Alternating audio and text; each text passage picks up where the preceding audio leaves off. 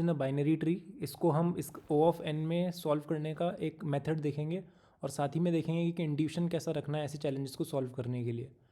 तो सबसे पहले रिक्वायरमेंट्स देख लेते हैं। हमें एक बाइनरी ट्री दिया गया है जिसकी हमें रूट दी गई है और हमें रिटर्न करना है number of good nodes in a binary tree.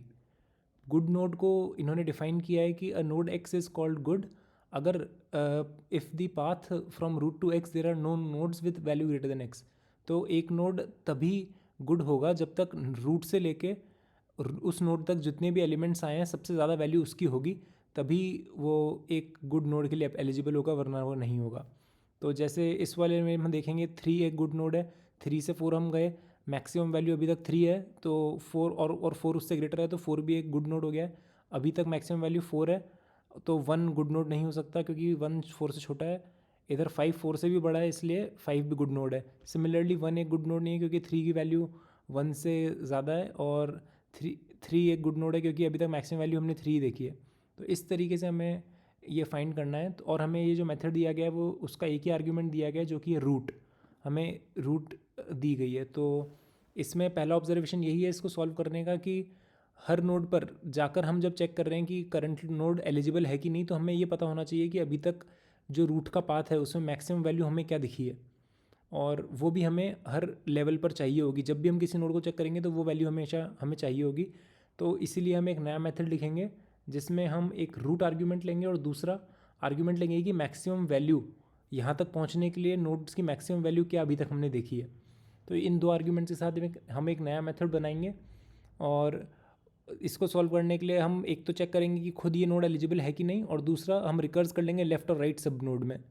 और जब भी हम रिकर्स कर रहे हैं लेफ़्ट और राइट सब नोड में, हमें जो मैक्सिमम वैल्यू अभी तक हमने देखी है उसको अपडेट करना पड़ेगा using the current node value.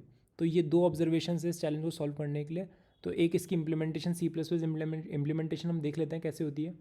तो हमने एक नया मेथड बनाया क्योंकि हम दो चीज़ें भेजने वाले हैं, रूट और मैक्सिमम वैल्यू अभी तक हमने क्या देखी है। अब हम सबसे पहले चेक करेंगे, एक बेस कंडीशन लगा दी कि अगर रूट नल पॉइंटर है तो यहीं से रिटर्न कर जाओ 0। तो ये जो मेथड है ये total number of good nodes देगा इस रूट के अंदर। रूट के अंदर जो भी रूट के सब ट्री में जो भी है उसमें हमें मैक्सिमम वैल्यू मिल जाएगी गेट गुड नोड्स की। तो सबसे पहले हमने बेस कंडीशन लगा दी कि रूट अगर नल पॉइंटर है तो रिटर्न 0 करो यहाँ से।